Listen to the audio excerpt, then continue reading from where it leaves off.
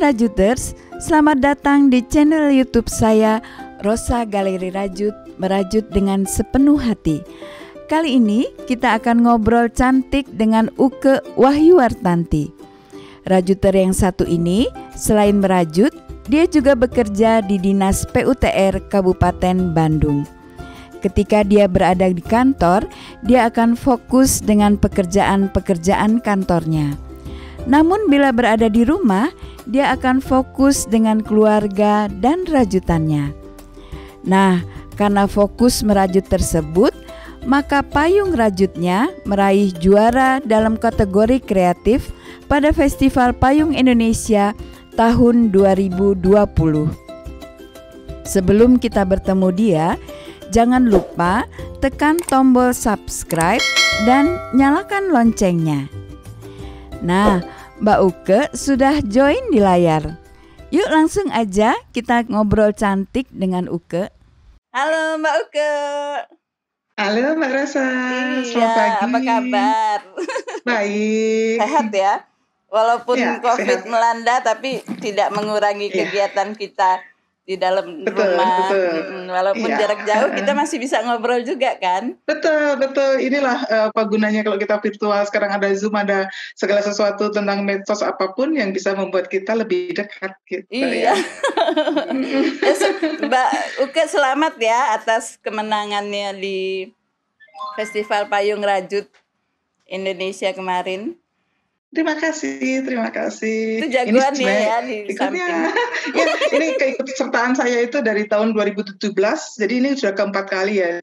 Kemarin itu ya ada 30 besar apa gitu ya, tapi yang baru juara baru sekarang ini. Gitu. Iya, sekarang virtual ya tahun ini ya. Virtual, iya betul. Kalau yang kemarin 3 tahun yang lalu tuh dari mulai tahun 2017, 2018, 2019, saya selalu hadir langsung juga gitu ya. Senang Mbak lihatnya, bisa ketemu sama perajut-perajut seluruh Indonesia gitu ya. Senang lah bisa sharing, bisa ini ya lihat suasana di festival itu sendiri gitu. Lebih seru ya kalau ketemuan gitu ya Mbak. Betul. Jadi kan kita kumpul sama perajut-perajut, nanti kita ada bikin sesuatu atau apa gitu. Jadi ngumpul sambil ngobrol sambil mulutnya ngobrol, tangannya rajut gitu. Jadi senang ketemu semua gitu. Iya. Motivasinya apa Mbak waktu ngikutin ini? Jadi sebenarnya tuh saya tuh suka tantangan orangnya ya, jadi suka tantangan gitu. Jadi waktu dulu juga pertama kali ikut untuk membuat payung rajut ini, payung itu kan sebenarnya tidak semudah kalau kita seperti bikin yang doily atau yang tadi tapak tapi lurus gitu ya, karena dia rangkanya itu dia agak landai, ada tidak rata gitu ya. Jadi itu tantangan kita itu yang terbesar itu adalah meratakan supaya dia yang landai tadi juga menjadi tetap kelihatan rapi dan bagus gitu. Terus kemudian masing-masing tahun itu setiap tahun kan ada temanya, dan temanya itu selalu berubah-ubah atau berbeda. Jadi kayak tahun lalu itu ada sepayung daun gitu ya, sepayung daun. Jadi kita isinya payung itu kan semuanya satu payung yang isinya daun semua. Nah tahun ini kebetulan kan temanya adaptability. Jadi dengan adanya COVID ini, bagaimana cara menyampaikan kita pesan-pesan kita atau kondisi-kondisi yang berhubungan dengan COVID untuk ditumpahkan dalam payung ini. Jadi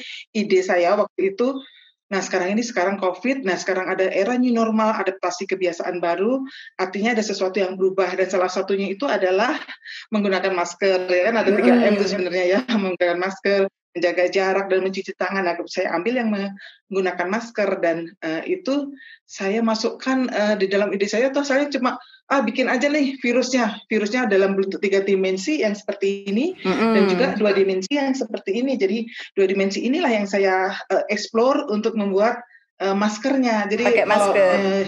Iya, pakai masker. Jadi ini adalah ide itu selalu berkembang pada saat kita membuat sesuatu, kita tuh ide selalu berkembang. Jadi asalnya cuma udahlah pakai ini aja, tapi habis itu gini kalau misalnya cuma masker aja kayaknya nggak hidup gitu ya. Akhirnya saya tambah mata. Jadi ini kelihatan kalau ini tuh bahwa ini tuh ada matanya. Jadi si virusnya itu pakai mata. Jadi kelihatan itu virus ada matanya, dia pakai masker. Jadi seperti itu Mbak, gitu ya.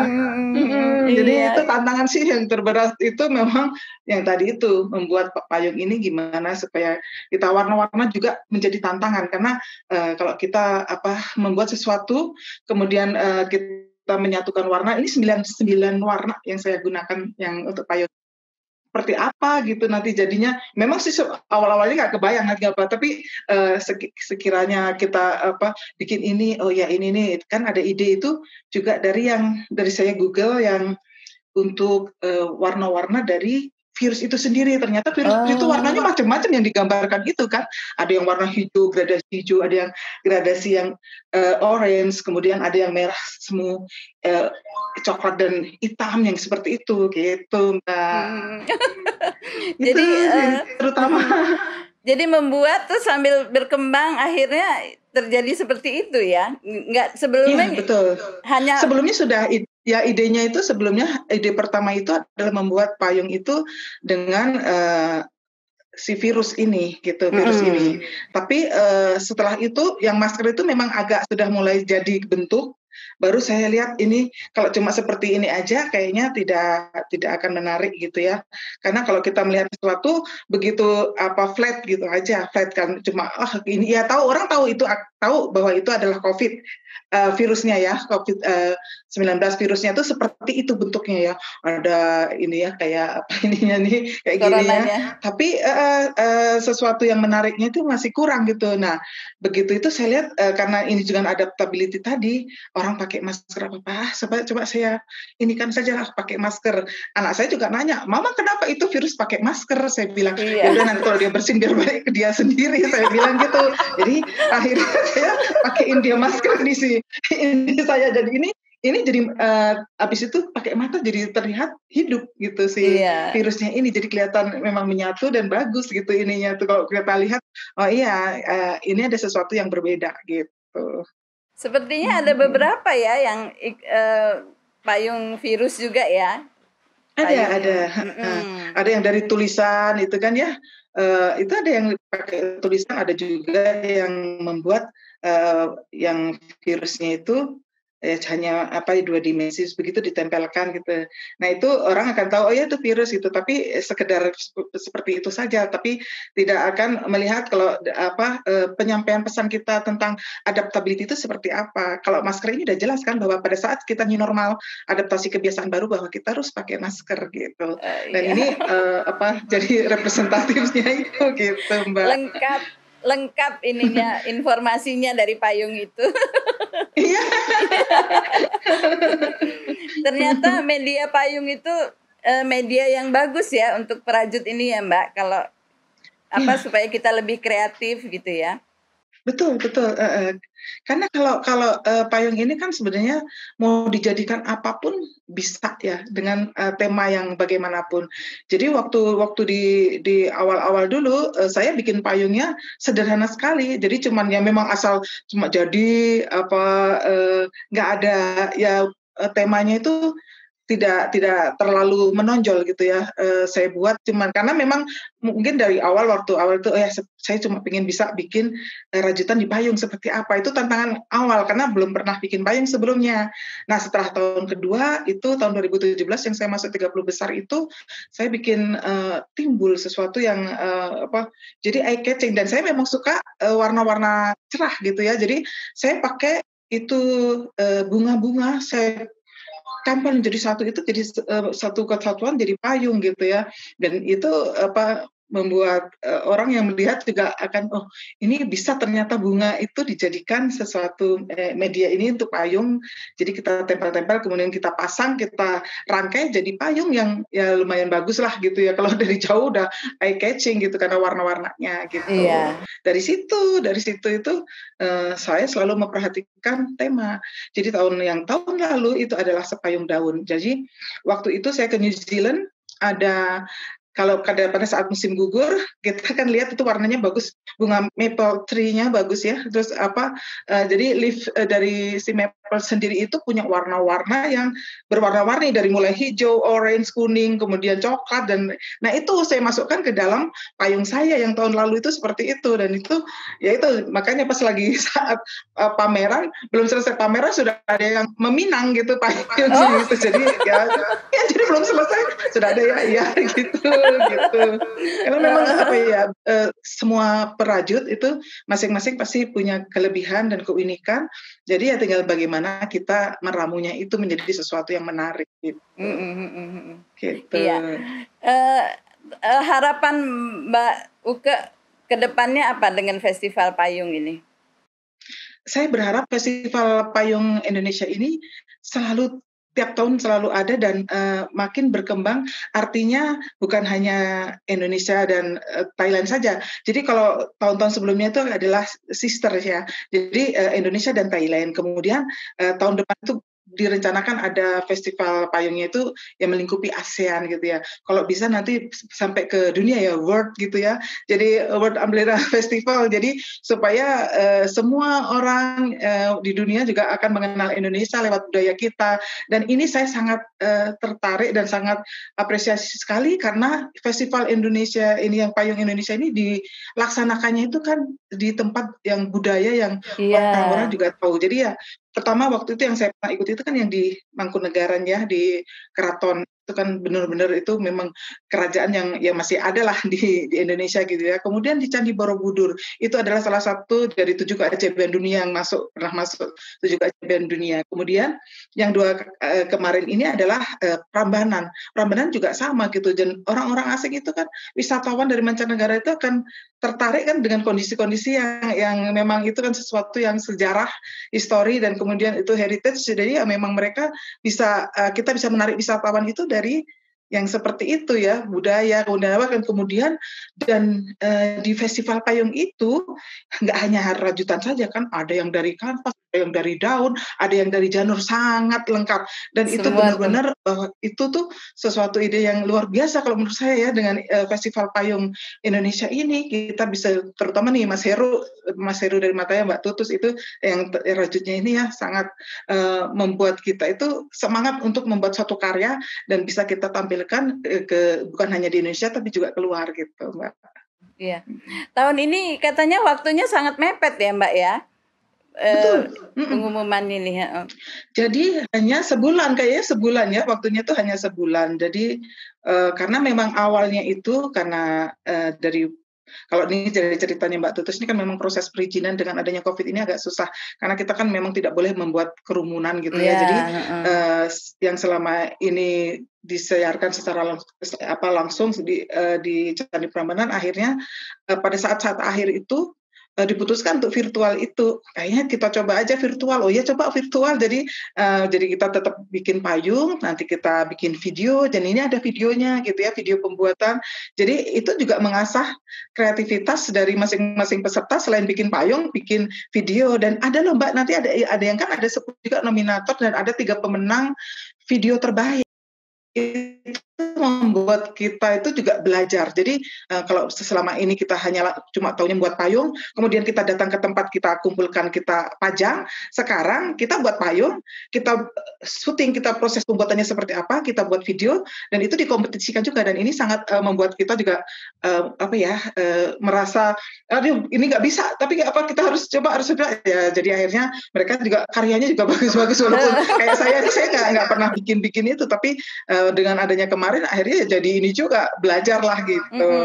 Jadi ada nilai tambahnya ya dari membuat payung aja akhirnya harus buat videonya ya cara membuatnya. Iya betul, ada cara membuat payung itu dari awal sampai akhir itu divideokan kemudian dikompilasi jadi satu video yang bagaimana caranya supaya menarik gitu kan, dan itu yang memang yang bagus-bagus itu saya lihat tuh bagus-bagus gitu ya.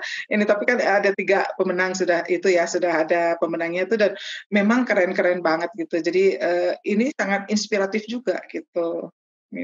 Itu kalau Mbak Uke bikin itu berapa lama? Bikin payungnya ini itu berapa hari? Ini saya bikin 2 mingguan. Oh 2 2 mingguan saya minggu. bikin. Iya, karena kan waktu itu saya ketemu, jadi saya tuh, jadi kan rangka itu kan harusnya dikirim tuh. Kebetulan waktu libur apa itu ya, pokoknya tanggal yang libur panjang itu saya ke Solo. Saya ke Solo, untuk pas kebetulan kan karena rangkanya baru baru mau dikirim, jadi saya ambil sekalian. Nah, setelah itu kan masih nyiapin untuk fashion show segala macam, saya mulai ngerjain itu sedikit-sedikit, asalnya tuh udah awal-awal November, udah hampir tanggal 10-an gitulah, saya mulai kerjakan gitu ya, saya kerjakan. Tapi sebenarnya sih kalau untuk ininya sendiri nggak terlalu lama, tapi ya pernik-perniknya itu yang lama, pernik-perniknya lama. Jadi sebelumnya itu ide apa itu agak lama juga, ada biasanya ide saya itu proses ide yang rada lama. Setelah ide dapat sebenarnya tuh lebih cepat gitu mengerjakan, seminggu tuh udah mau selesai, cuma pernik-pernik ini yang harus kita pikirkan, itu ya yang butuh waktu yang mingguan lagi itu, gitu itunya. Jadi waktu mepet itu nggak terlalu masalah untuk Mbak Uke ya? Enggak sih, saya terbiasa ngejar deadline gitu ya. Jadi kan saya yang jelas saya itu orangnya disiplin. Jadi saya itu setiap hari merajut. Hanya waktunya itu, jadi saya itu bangun tuh biasanya 3:30, jam 4 saya langsung merajut. Nanti habis subuh merajut lagi sebentar. Nah nanti kalau sekarang sih jam 6 gitu, saya sepedaan karena untuk olahraga lah sedikit, sepedaan dulu sebentar sebelum saya ke kantor. Jadi ke kantor, kebetulan rumah dekat dengan kantor, cuma 5 menit, jadi saya bisa lah jam 7 lebih baru ke kantor gitu ya. Nah setelah itu pulang sore, saya istirahat dulu, nanti setelah maghrib ngerajut lagi sampai saya ngantuk aja gitu tiap hari itu. Tapi waktunya selalu sama gitu. Oh iya. Iya. Terus itu sekarang ke Mbak Uke ya. Tadi kan ke payungnya, sekarang ke Mbak Uke-nya. Ya. Itu Mbak Uke udah lama ya merajut ya? Saya dari SD. Ya, saya dari SD kelas 3 mulai belajar merajut. Jadi memang saya ini senang sekali dengan keputrian. Jadi saat SD itu saya kan dari kecil lihat ibu saya tuh jahit baju untuk anak-anaknya, dia jahit sendiri. Kemudian juga dia merajut gitu. Nah itu saya karena tiap hari melihat itu, saya jadi tertarik gitu ya. Akhirnya waktu kelas 3 itu saya minta diajarin untuk merajut. Nah, ini kok kayaknya asik, jadi saya merajut. Lihat yang kristik, ini ikut belajar kristik. Pas lihat ada menjahit, ini akhirnya waktu kelas 6 SD itu saya pakai baju dengan baju jahitan saya sendiri, dengan ada sulaman saya, ibu saya ngegambar yang apa, itu pakai hasil karya saya sendiri waktu SD, perpisahan SD kelas 6 gitu kan. Terus tasnya tas rajutan saya sendiri gitu. Jadi memang dari SD karena memang sudah suka. Jadi setelah itu saya waktu saya kuliah, jadi SMP SMA gitu, saya ikut kalau di SMA itu ada ini kayak apa sih, pelajaran yang untuk milihkan kita keterampilan, dan saya milihnya rajut. Ekskul. Ya, sebenarnya bukan ekskul ya, itu yang masih di dalam pelajaran yang khusus gitu ya. Jadi itu keterampilan. Nah, keterampilan saya selalu pilih yang rajutan. Jadi di situ saya belajar baca pola. Itu dari waktu SMA itu gitu ya. Nah, itu belajar baca pola, bikin baju, bikin apa mulai dari SMA gitu kan. Nah, itu makin tertarik. Tapi tertariknya itu memang bikin baju, bikin itu gitu ya. Laplak itu ya ini gitu ya. Kalau itu ya. Nah, kuliah saya sudah mulai bikin shawl kayak gitu untuk saya jual gitu ya ke teman saya. Nah, tapi waktu itu saya tambahin pakai nama Kristik. Waktunya gimana cara menariknya, jadi itu orang tahu itu punya dia gitu. Banyak gitu. Jadi saya tuh kuliah itu banyak, dari antara kuliah bisa sampai ngerajut karena banyak pesanan jadi gitu ya. Tapi karena saya kan jauh dari orang tua, jadi ya saya harus survive juga gitu. Orang tua saya di Solo, saya kan kuliah di Bandung ya. Kebetulan saya kuliah di ITB.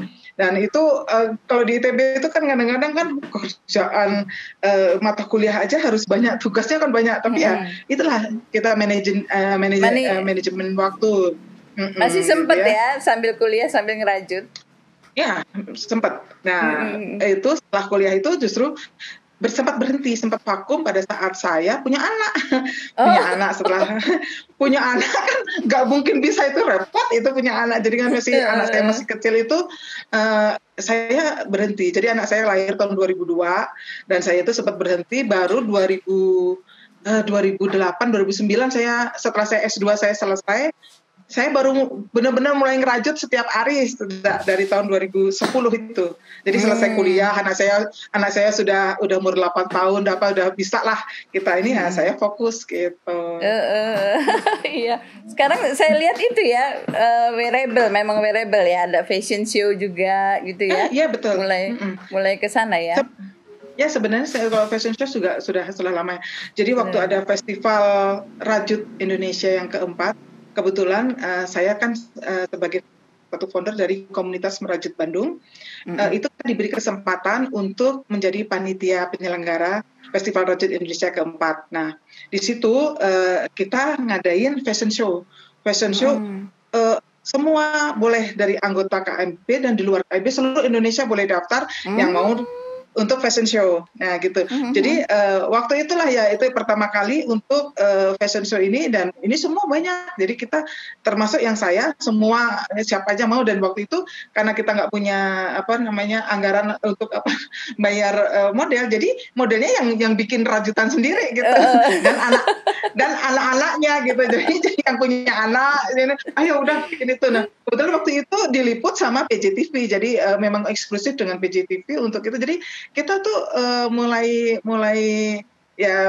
terjun untuk fashion show segala macam itu yang dari 2012 sayanya itu ya. Terus habis itu dari situ banyak permintaan. Oh ya ini ikut ini ada acara ini atau pameran ini ikut fashion show ya seperti itu.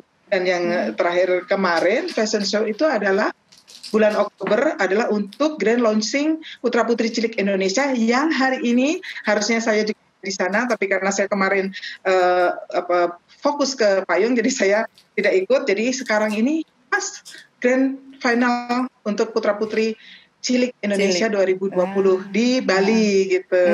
Ya gitu.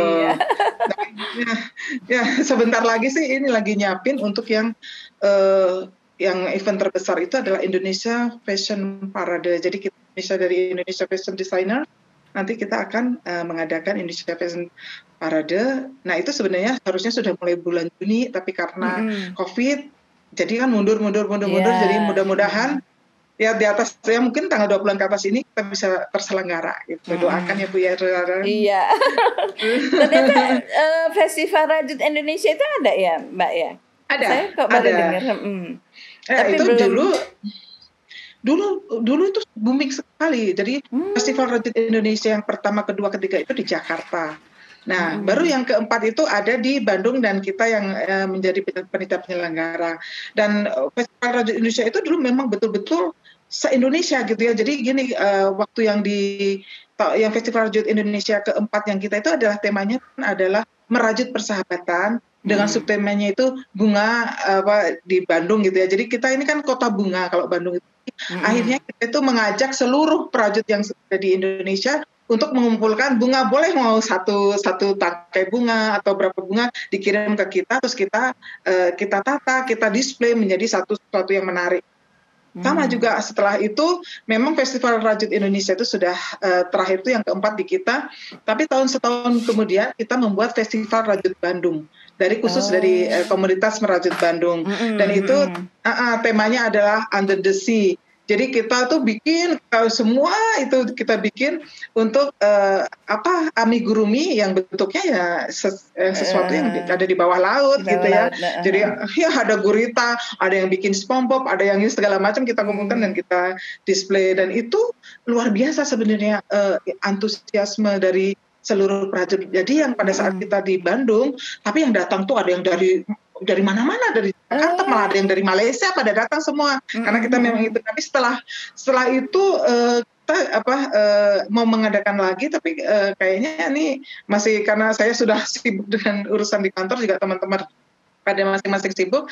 Jadi kita nyari tempat itu untuk itu agak susah gitu ya, karena memang kita ini benar-benar ini ya non komersil lah gitu ya. Jadi kita memang bekerja betul-betul untuk kesenangan gitu ya, karena ini memang untuk hobi gitu ya. Gitu. Iya. Ada hubungan nggak latar belakang Mbak Uke pendidikannya sama rajutannya gini? biasanya, iya biasanya nggak ada gitu. Saya S1 saya itu teknik geodesi, jadi ini tentang ilmu ukur tanah sebenarnya itu ya, ilmu ukur tanah. Jadi ini S2 saya Magister Ekonomi Terapan. Jadi saya untuk ekonomi pembangunan dan perencanaan. Jadi memang jauh sebenarnya dari rajutan ini. Tapi memang passion saya itu memang ke rajutan ini sangat besar gitu ya. Jadi saya tadinya memang awal-awal itu memang untuk ya ada selain untuk hobi ternyata juga menghasilkan gitu ya. Dan saya akhirnya buka kios pun itu yang sesuai dengan passion saya. Karena saya senang yang ngerajut apa-apa. Jadi di kios saya itu ya tentang semua hal yang terkait dengan rajutan dan hidroponik waktu itu sama batik. Jadi rajutan benang-benang, yain semua lah peralatan gitu. Karena itulah passion saya di sana. Jadi kalau kita membuka sesuatu usaha atau bisnis yang memang kita suka, itu pasti akan berjalan dengan baik dan kitanya juga akan involve ke situ gitu. Iya biasanya gitu, begitu. Jauh beda dari pendidikan latar belakang gitu. Iya betul. Terus kalau keluarga sendiri gimana, mendukung ya dengan kegiatan Mbak Uke? Iya, mereka sangat mendukung. Jadi segala sesuatu kan masing-masing juga kayak suami saya tuh dulu kan karateka gitu. Dia sampai tingkat nasional karateka. Gitu. Ya senangnya musik, jadi ya kita masih saling support aja. Jadi kalau sempet sih, kalau kadang-kadang saya lupa karena udah mempersiapkan fashion show atau mempersiapkan yang event-event yang lain, suami saya pernah juga komplain itu, mama tuh nggak bosen rajut gitu kan. Tapi saya bilang enggak ya, kok nggak bosen ya? Enggak sih, saya nggak bosen gitu. Jadi seneng karena sih. Gitu. Enggak, maksudnya kali bukan mamahnya yang bosen, maksudnya mau mengatakan, mas saya ini butuh diperhatikan. Sepertinya begitu. Tapi dia tuh selalu membantu halus support. Ya. Jadi kata-kata halusnya itu gitu. Ya begitu, kemana-mana pun saya untuk acara tentang rajutan ini beliau mendukung dan selalu support dan ikut gitu. Jadi kalau misalnya payung kayak gini, saya kadang-kadang kan agak memasang agak susah ya minta tolong gitu ya tolong itu pegangin apa, pegangin apa. Terus pergi ke Prambanan pun kita ya, karena saya cuma punya anak satu, jadi ya memang kita cuma bertiga, jadi kemana-mana ya pergi harus bertiga. Jadi kalau salah satu nggak bisa pergi, berarti saya nggak pergi sebenarnya. Kayak ke Bali kemarin ya semua pergi bareng gitu ya, bertiga. Dan kebetulan sekarang kalau anak saya ini sudah mulai sibuk juga karena kuliah ya. Jadi agak susah juga. Kalau dulu waktu dia kecil, dia homeschooling, saya tiap pergi ke luar negeri, kalau misalnya ini kan anak saya kan nggak perlu pakai cuti atau nggak perlu pakai izin karena dia homeschooling, dia bisa belajar dimanapun karena ya kalau menurut dia itu semua tempat itu adalah kelas dia gitu kan. Jadi dia bisa belajar di mana saja. Nah kalau sekarang sudah susah, jadi memang harus menyesuaikan juga waktu gitu ya. Apalagi adanya COVID ini ya sudah jarang lah, belum pernah yang tahun sekarang nih belum pernah pergi yang keluar ya. Jadi maksudnya baru kemarin itu sempat naik pesawat pertama kali COVID itu ke Bali waktu fashion show kemarin. Gitu. Setelah itu sih cuma yang bisa naik mobil aja gitu ke Solo gitu, naik mobil jadi bisa kan gitu ya. Paling itu Bu. Gitu. Iya. Bisa nggak cerita keseharian Mbak Uke itu gimana? Kalau pagi itu bangun tidur terus langsung pegang rajutan. Jadi saya tuh gitu, jadi bangun pagi itu yang pertama itu bukan apa-apa langsung merajut gitu ya, langsung merajut. Nanti setelah itu ya kalau dulu sih kalau misalnya butuh untuk masak sebentar ya, saya tuh masak sesuatu yang praktis gitu. Atau malam itu udah disiapin, tinggal paginya tinggal goreng, tinggal oseng. Jadi malam itu udah dipotong-potong sayuran segala macam. Pagi itu paling juga cuma 10 menit selesai masak gitu. Udah siap-siap. Nanti kalau misalnya baru ke kantor. Nah, saya ini di kantor ini karena kadang-kadang tuh tiba-tiba suka ada rapat mendadak atau apa ini nih ya. Memang benar-benar fokus. Saya kalau udah di kantor ya fokus. Jadi kalau di kantor udah nggak pernah lagi ingat-ingat rajutan udah nggak pernah. Jadi karena kebetulan saya sekarang tuh kerja di Dinas PUPR ya, Pekerjaan Umum dan Tata Ruang sebagai Kepala Bidang Pengendalian dan Pemanfaatan dan Jasa konstruksi. Jadi kegiatan saya itu kalau misalnya di dalam pekerjaan itu adalah membuat diklat atau sertifikasi untuk tenaga terampil. Jadi sekarang itu sesuai dengan Undang-Undang Nomor 2 Tahun 2017 tentang jasa konstruksi, bahwa setiap tukang gitu ya, itu dia harus punya sertifikasi karena memang itu untuk daya saing juga gitu. Jadi kita mengadakan, jadi bidang saya itu mengadakan seperti itu. Selain itu kan ada di bawah saya itu ada 3 seksi, yaitu seksi PPJ itu pengendalian pemanfaatan jalan. Jadi itu termasuk untuk yang database atau GIS itu ya, Geographic Information System, itu masuk ke situ. Kemudian ada rekomendasi tentang izin jalan masuk, tentang galian juga, itu di situ juga. Kemudian seksinya yang kedua adalah seksi Jakon, jasa konstruksi. Itu adalah seksi yang mengurusi segala sesuatu tentang jasa konstruksi. Jadi kita ini sebagai pembina jasa konstruksi, jadi kita selain mengadakan tadi yang Bintek tenaga terampil, juga ada yang rekomendasi SUJK. Jadi kalau yang untuk yang usaha jasa konstruksi, jadi kita rekomendasi untuk validasi, kemudian untuk verifikasi ke lapangan kita juga lagi adalah seksi leger. Jadi seksi leger itu kalau sesuai undang-undang tentang jalan UU nomor 38 tahun 2004, bahwa kita itu wajib membuat leger jalan, dari mulai dari jalan, semuanya jalan yang ada di kabupaten atau jalan kota kita harus bikin. Nah itulah tiap hari saya kerjaannya ngupleknya ya begitu, semua teknik gitu ya. Jadi udah nggak ada seni-seninya gitu. Tapi luar biasa loh itu, di antara banyak kesibukan pekerjaan itu masih bisa merajut ya. Kalau udah di rumah terus fokus ke rajutan gitu. Iya, pokoknya kalau di rumah saya fokusnya ke rajutan. Jadi pokoknya pagi sebelum ke kantor dan sore sesudah ke kantor saya rajutan. Nah, kayak untuk yang fashion show ini kadang-kadang memang ada saya membutuhkan juga bantuan ya, maksudnya ada asisten ya? Ada teman gitu ya, masih ada asisten juga, ada teman yang ini saya butuh, ini bisa nggak minta tolong untuk buat misalnya granny gitu ya, gitu. Nanti saya tinggal menyatukan untuk membuat jadi satu model atau ya itu yang saya tambah-tambah. Jadi memang ada juga gitu, karena kalau untuk sendiri juga kalau dengan kondisi seperti ini mungkin nggak kekejar gitu ya. Kalau merajut wearable itu referensinya dari mana Mbak Uke dari sekarang? Ide-idenya? Kalau saya sebenarnya wearable itu ya, saya tuh nggak pernah pakai pola, nggak pernah pakai itu. Cuma saya selalu saya gambar itu cuman ini aja. Oh ini saya mau bikin misalnya baju atas bawah. Terus kira-kira saya motif yang mau saya pakai yang mana. Jadi itu saya nguplek motif apa. Oh iya ini kalau misalnya untuk ini motifnya bagus kayak gini. Oke nanti ini saya padu dengan motif yang lain, terus warnanya itu. Tapi saya cuma punya gambaran-gambaran itu seperti itu. Nah nanti itu ya, dan saya tuh memang kadang-kadang suka unpredictable. Jadi begitu udah jalan kita bikin sesuai yang di itu. Oh ada ide lagi yang lain dimasukin. Jadi sudah ya gitu ini. Jadi saya selama ini memang nggak pernah dari pola yang sudah ada gitu, pernah, karena memang jadi memang desain sendiri gitu ya. Jadi ya sebenarnya kalau secara model itu sebenarnya biasa lah, orang pasti akan bisa ini bikin rompi, bikin apa-apa. Tapi kalau di kita kan kerajutan gini kan dari jenis tusukan kemudian model itulah yang akan membedakan gitu ya kan. Seperti itu.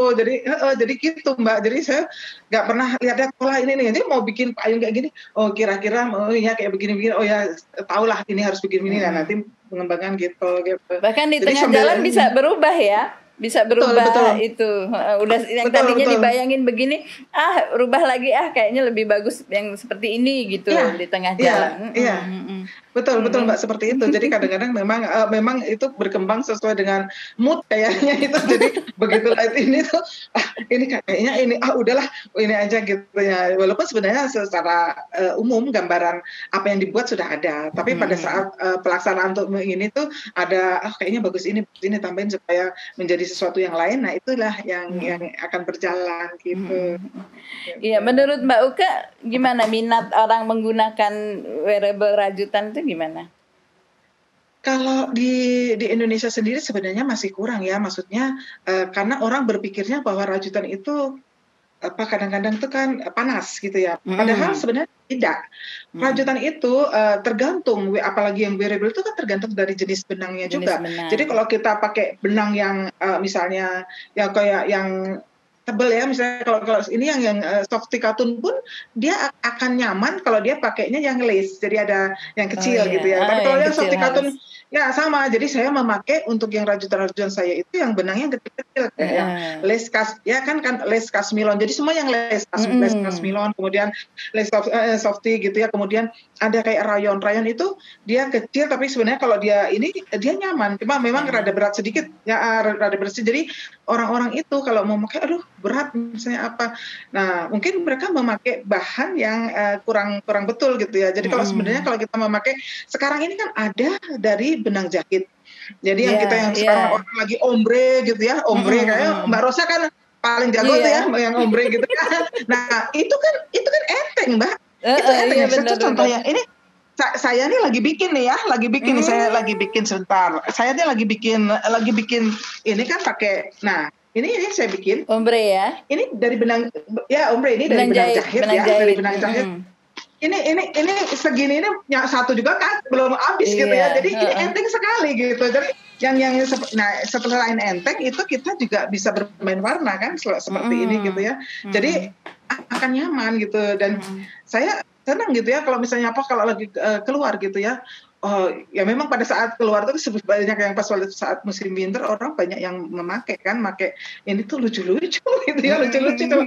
Kalau di kita ya mungkin harus disesuaikan saja bahwa kalau kita memakai wearable ini ya benangnya yang enteng, kemudian yang jangan tusukannya juga jangan yang terlalu padat gitu. Kalau tusukannya terlalu padat mungkin kan ya selain berat kan juga panas. Ya sumuk lah kalau orang Jawa bilang tuh ya, hardang kalau bahasa Sunda gitu, panas gitu ya.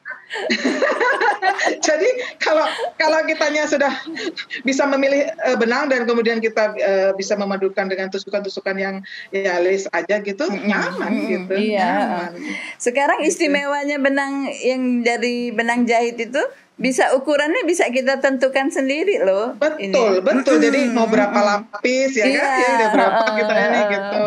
Iya, dan warnanya bisa kita atur sendiri. Betul, warnanya bisa diatur sendiri dan apa ya? Kalau kita mau agak tipis ya tinggal mau berapa lapis lah benangnya gitu ya kan gitu ya. Berapa helai kita satukan. Kalau misalnya kita mau yang rada tebal ya tinggal kita ngatur seperti itu kan gitu. Jadi itu sangat bermanfaat. Dan kalau untuk yang orang-orang atau yang sebenarnya sedang merajut tapi kadang-kadang aduh benangnya nggak ada, ya udah cari aja benang jahit gitu. Tinggal kita itu kan itu lebih mudah gitu kan, lebih mudah. Karena kita udah nyari ke toko-toko mudah kan, toko-toko mudah gitu ya. Tinggal kreasi kita seperti apa. Kalau kita kreatif ya mungkin bisa lah. Kalau saya sih kalau model kayak ombre kayak gini ya kalau memang itu mah kalau saya orangnya nggak sabar kalau suruh gitu. Jadi sudah ya beli jadi gitu ya. Tinggal kalau misalnya kita butuh warna yang spesial, tinggal ordernya warna spesial kan bisa gitu. Iya bisa sekarang gitu. Dipermudah. Gitu. Jadi sekarang tuh segala sesuatu sudah mudah gitu ya. Apalagi kalau zaman dulu kan kalau kita kayak toko offline itu agak susah karena kita harus datang atau apa. Kalau sekarang sudah mudah kan, sudah online, sudah online, tinggal pilih, tinggal inilah tunggu kiriman, diem di rumah sambil merajut, selesai nyampe. Gitu. Mbak Uke udah fashion show kemana aja? Saya fashion show ya selain di sekitaran Bandung, ya kemudian kemarin tahun lalu juga fashion show yang di Prambanan. Di Prambanan saya fashion show juga. Fashion show pernah juga di Prambanan fashion show juga. Ya kemudian di Bali, kemudian ada di daerah-daerah lain ya. Kayak saya karena untuk biasanya ini kalau di kantor itu atau di Pemda ya, di Pemda itu kan juga suka mengadakan pameran-pameran. Jadi di situ juga bisa kita ini kan kita pamerkan juga dan kita untuk sponsor juga gitu. Gitu Mbak. Menurut Mbak Uke gimana perajut-perajut Indonesia ini? Aduh, perajut-perajut Indonesia itu top-top sebenarnya tuh ya. Bagus-bagus semua gitu ya. Kalau saya lihat perajutannya tuh suka kagum-kagum. Bisa ya ini ya. Ini maksudnya dari kualitas. Kemudian dari itu tuh kita tuh bersaing juga dengan orang luar gitu ya. Cuman memang karena kalau orang luar itu kan sebenarnya lebih ke ide gitu ya. Mereka tuh bikin pola sampai bisa dijual lah istilahnya pola kayak gitu. Kalau kita kan lebih banyak yang mengaplikasikan. Jadi sebenarnya kalau saya bisa sarankan gimana caranya kita bisa membuat sesuatu sendiri yang berbeda. Jadi kalau saya dari awal memang saya nggak senang kalau misalnya pakai pola orang misalnya gitu kan. Kalau saya tuh senangnya ya bikin ala saya sendiri, gitu ya, iya. bikin sendiri. Jadinya tuh jadi cuma ya the only one in the world. Jadi cuma ada satu-satunya karena saya begitu bikin udah lupa itu hitungannya kayak gimana. Tapi kalau bikin lagi pasti akan berbeda gitu ya kayak begitu. Tapi dari situlah kita itu ada satu kelebihan. Jadi itu kita nggak sama dengan orangnya atau nanti orang lain ini dari pola ini nggak ada begitu. Yang sekarang di sini kan memang lebih banyak yang belajarnya itu dari pola it's okay gitu ya. Tapi nanti kedepannya harus belajar juga mendesain sendiri gitu. Seperti kalau orang-orang luar itu belajar mendesain sendiri, saya lihat kalau ini bagus ini mendesain ini, mereka mendesain ini dengan itu, jadi mereka akan berkembang gitu. Begitu. Sudah coba ditawarkan ke luar negeri, yang sekarang kan ada yang Etsy gitu.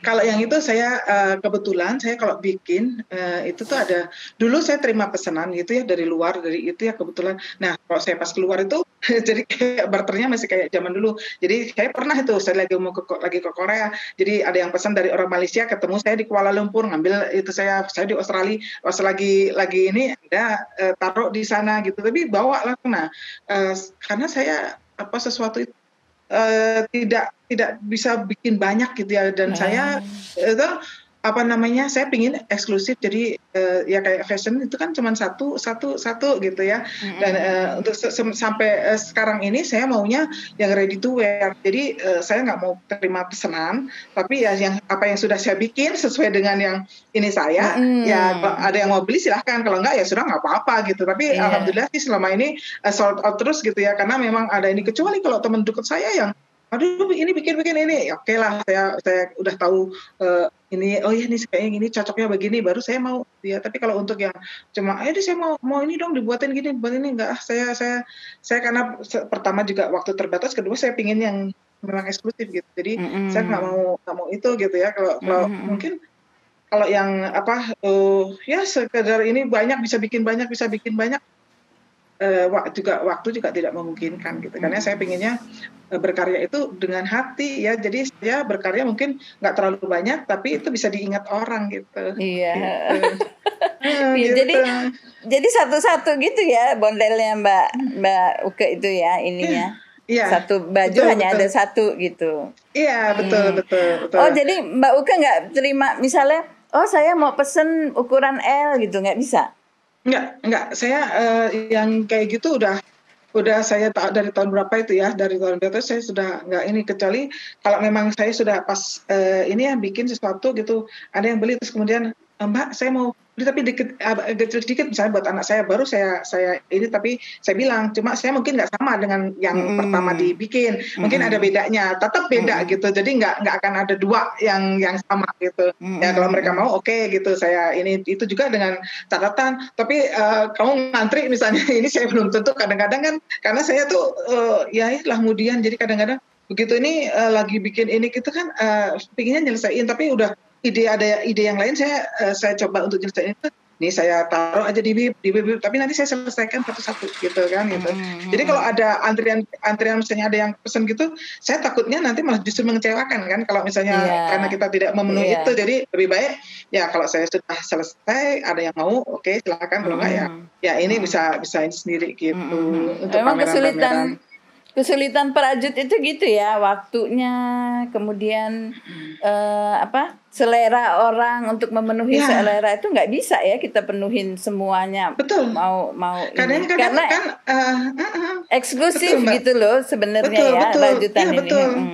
Kadang-kadang kan kalau misalnya mereka mau sesuatu gitu, kalau dia modelnya sama dengan yang sudah ada pola plak gampang ya. Kalau misalnya ada yang saya mau dibuat ini, polanya kan ada itu, kalau misalnya di buku misalnya kayak gini itu mudah gitu ya, kalau seperti itu ya sudah ada pakemnya gitu lah. Tapi kalau yang kita buat memang dengan desain kita, itu pasti akan berbeda, dan ya itu tergantung. Kadang-kadang kan mau ini tiba-tiba misalnya ya pengalaman akhirnya saya memutuskan itu ya, kadang-kadang ya tidak sama itu selera gitu ya, dari selera mungkin udah dalam perjalanannya itu ini kayaknya kurang ini nih. Nah itu di situ jadi belajar kita kan, ternyata orang itu sukanya seperti ini. Nah tapi kalau ada yang pesan yang harus yang kita kita ini penuhin semua keinginan dia itu kadang-kadang memang nggak jalan. Kadang-kadang kita kan, kadang-kadang kita kan, aduh ini padahal bagusnya begini ya begini gitu. Makanya lebih baik saya ready to wear aja gitu. Jadi gitu, bikin sesuatu yang sudah jadi. Kalau orang kan melihat sama silakan.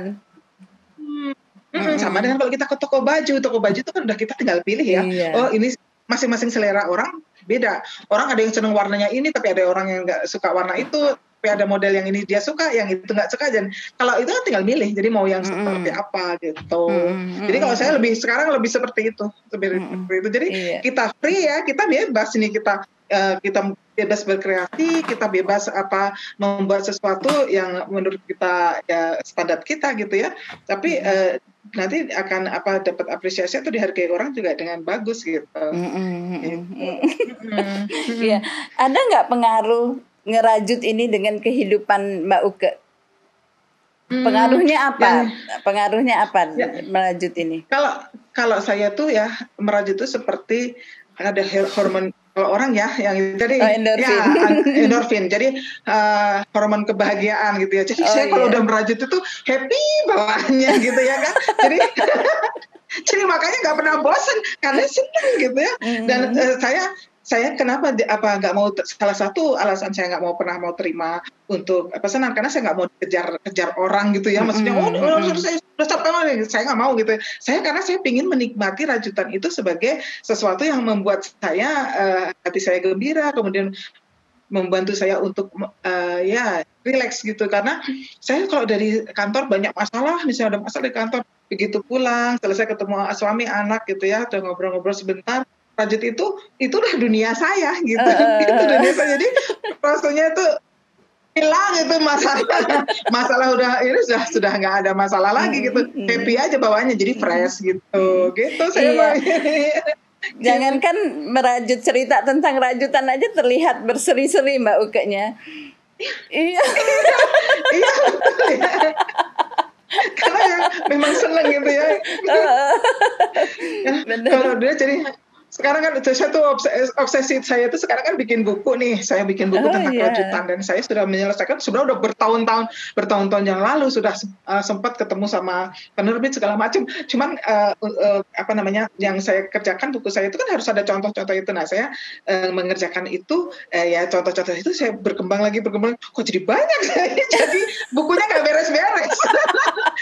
Karena saya pingin di dalam buku saya itu semuanya ya jelas gitu ya, dan orang bisa mempraktekkan. Nah, tapi sekarang kan ada YouTube nih kayak yang Mbak Rosa ini, saya udah mulai belajar. Jadi saya nanti akan mencoba untuk ini ya apa yang saya bisa mau saya tularkan lah gitu, biar semua yang yang tadinya nggak suka rajut jadi suka merajut gitu ya. Ya gitu, karena kan kalau dulu itu konotasi rajutan itu adalah nenek-nenek gitu. Sementara kalau buat saya ngerajut dari umur 9 tahun, dari kelas 3 SD kan, jadi sebenarnya ini merajut itu sebenarnya universal, nggak cuma nenek-nenek. Jadi dari yang kecil itu kalau memang sudah minatnya belajar merajut atau lihat perajutan suka, pasti dia mau belajar gitu. Bahkan cowok pun nggak apa-apa ya, nggak aneh kalau ke merajut ya. Iya. Laki-laki. Ada satu teman yang laki-laki ya, Mulyana itu sekarang sudah berkeliling dunia kan, dia karena dia dengan betul. Dia lagi di Korea kalau nggak salah. Berkeliling dunia itu lagi di Korea. Jadi kan sekarang dia base-nya di Jogja. Dulu kan sekarang di Korea. Kan di Singapura, dia stay di Singapura. Kemana-mana dia pameran gitu kan. Dengan mogusnya itu gitu. Dulu dia belajar, kita sering ketemu dulu, tiap minggu ketemu gitu ya. Karena saya memperdalam untuk buat baju rajutan. Jadi saya ke sana gitu ya. Jadi dulu kita ngumpul, ada yang kalau di Bandung itu kan ada Tobucil itu ya, tempatnya Mbak Upi itu ya, sama Mbak. Jadi kayak itu saya di situ ketemu dan itu berkembang. Jadi ya seperti itu. Nah, sekarang ada satu cowok yang ada masuk dalam 10 video terbaik yang Festival Payung Rajut yang Festival Indonesia 2020-nya dari Ridwan. Dia usianya baru 12 tahun tuh, 12 tahun tuh. Yeah. Jadi kebetulan ibunya kan Mbak Cynthia itu juga anggota dari komunitas merajut Bandung. Jadi ya ini juga ya itu termasuk salah satu yang saya mintain tolong juga loh, bikinin ini dong gitu. Apa kalau granny atau apa gitu. Nah itu dia dari kecil sudah, dan anak-anak Mbak Cynthia itu nggak cuman ada 2 sih kalau yang cowoknya, kalau nggak salah yang cewek juga sama ya. Jadi memang karena ibunya senang ngerajut, dan itu pengalaman saya seperti itu kan. Kita kan melihat orang tua kita setiap hari merajut itu tertarik. Nah ini Mbak Cynthia juga gitu, jadi anaknya yang cowok pun ternyata tertarik, dan dia sudah ikut dari tahun lalu kalau nggak salah itu sudah bikin payung sendiri ya, dan payungnya sekarang juga ikut, yang sekarang ikut juga. Nah dia dapat nominator 10 video terbaik itu. Namanya Ridwan. Namanya Ridwan, bisa tuh collab itu sama Ridwan gitu. Komunitas rajut di Bandung gimana berkembang ya? Kalau saya kan dari tahun 2011 itu mendirikan komunitas merajut Bandung tuh dengan beberapa teman. Nah, kemudian sekarang tuh member tuh udah ada 900-an ya, 900-an. Tapi memang yang aktif itu kalau pada saat kita tuh dulu sebelum COVID itu setiap 1 bulan sekali mengadakan kopdar di minggu ketiga atau keempat, itu tergantung kesepakatan kita. Nah pada saat kopdar itulah kita bikin mau nanti kopdar bulan depan mau bikin apa nih, mau bikin ini, oke, nanti siapa yang mau ngajar, kita sharing aja. Kita memang untuk mewadahi para rajuters yang ada di Bandung untuk ya bisa bertemu dan sharing, berbagi ilmu. Jadi tiap bulan ada pertemuan. Nah setelah COVID itu kita nggak ada, tapi kita tetap berjalan dengan adanya KAL. Jadi yang crochet along itu kita sekarang ini sedang Desember ini sedang berjalan, ada 2 kali, yaitu bikin sweater sama bikin rompi gitu ya. Yang bulan lalu itu bikin baju gitu. Jadi setiap sebelumnya bikinnya amigurumi, dan di KMB ini banyak juga yang pakar-pakar, ada yang khusus namanya, yang amigurumi itu khusus ada namanya Mbak Esti. Kemudian yang baju-baju ini ada namanya Novi. Kita saling aja tuh, yang tas nanti ada Mbak Dewi. Jadi banyak yang orang-orang yang memang mau gitu ya sama kita, dan pengurus-pengurus ya sekarang ini pengurus-pengurusnya juga banyak juga yang muda di bawah ini. Mereka sangat gigih, sangat giat gitu. Jadi kita tuh guyup gitu ya di komunitas merajut Bandung itu. Jadi senang aja gitu ya. Jadi karena begitu ketemu yang sama frekuensinya gitu ya, kita kan ngobrol juga enak, kita senang ya gitu. Jadi senang gitu Pak gitu. Ya sering kita mengadakan gitu. Itu ya, kopdar gitu ya. Bulan ini 2, iya. Kopdar sebulan sekali sebelum ada COVID. Setelah COVID ini kita dari bulan November, sebelumnya dari bulan-bulan itu tiap bulan ada KAL. Jadi cuma sekarang ini KAL-nya ada 2 langsung. Biasanya kan satu-satu, tapi yang bulan Desember ini ada KAL. Ada yang mau bikin sweater karena udah musim hujan, oke. Ada yang bikin rompi gitu. Jadi dipandu gitu lewat WA gitu ya. Gitu. Iya. Iya. Ini closing statement-nya apa, Mbak? Untuk semoga perajut-perajut di Indonesia semakin berkembang dan juga bisa mendunia, dan semoga yang belum suka merajut bisa dengan lihat tayangan Bu Rosa, dengan lihat tayangan teman-teman yang lain juga, dengan adanya tayangan dari festival rajut yang kemarin, bisa tertarik dan mencoba ikut merajut, karena itu ada sesuatu obat ya. Rajut itu ada sesuatu obat yang membuat kita bisa relax, bisa membuat kita bisa keluar hormon endorfin kalau bagi yang suka gitu ya. Jadi semoga itu tidak hanya berhenti untuk yang sudah tua-tua gitu ya. Yang muda-muda pun ayo sekarang mulai belajar merajut, karena sekarang itu kan handicraft atau ya kita kan sekarang nanti kedepannya kan akan menjadi sangat booming, karena kalau yang lain-lainnya misalnya minyak bumi bisa habis, kalau ini kan ide nggak akan habis gitu. Gitu. Iya, kalau saya suka bilang merajut itu berkreasi tanpa batas. Ya betul. melalui ini ya, rajutan ini rasanya semua bisa kita buat untuk dirajut ya. Semua. Betul. Sampai kadang-kadang saya itu jalan gitu, ngelihat apa gitu, ini bisa bahkan pohon aja kadang-kadang saya, kalau ditaruh rajutan pohon besar ini bagus juga ya. Sampai kadang-kadang begitu. Saya di Australia tuh Mbak lihat pohon itu dirajut ya. pohon dikasih selimut rajutan. Tapi kalau Iya. kayak yang kemarin sempat kan yang di Jakarta sempat ada yang itu juga buat apa yang untuk nutupin apa beca atau apa itu juga sangat bagus ya gitu ya gitu. Jadi itulah ya kita jadi benar berkreasi tanpa batas itu ya, karena ide-ide kita tuh seiring kita melihat sesuatu, ini kayaknya bisa, ini bisa, semua bisa. Kalau dulu saya berpikirnya tuh saya pingin bikin baju yang nggak mau dijahit gitu kan. Ya rajutan itu salah satu ininya, karena nggak perlu dijahit gitu. Karena nggak perlu dijahit rajutan itu, karena kita merajut udah selesai jadi baju, langsung pakai gitu. Iya deh. Iya, oke Mbak, makasih banyak sudah mau collab dengan saya. Sama-sama. Ya, semoga obrolan kita ini bermanfaat untuk banyak perajut-perajut di Indonesia ya. Ya, betul, amin. Terima kasih karena Mbak Uke udah langsung saya ajak collab langsung oke gitu. Jadi nggak susah-susah untuk saya untuk saya pokoknya kalau untuk rajutan oke. Ya, gitu. Pokoknya begitu yang itu ya tetap rajut oke. Gitu Mbak ya. Iya, dari apa cara senang ngomong saya, makasih. berseri-seri gitu ngomong tentang rajutan ini ya. Karena nggak ada habis-habisnya kalau mau diajak ngobrol tentang rajutan. Betul. Iya. Salam untuk keluarga. Makasih juga ya Mbak Rosa sudah ya. Iya, salam terima untuk. Kasih. Iya, makasih banyak. Yuk, bye Mbak. Dadah. Bye.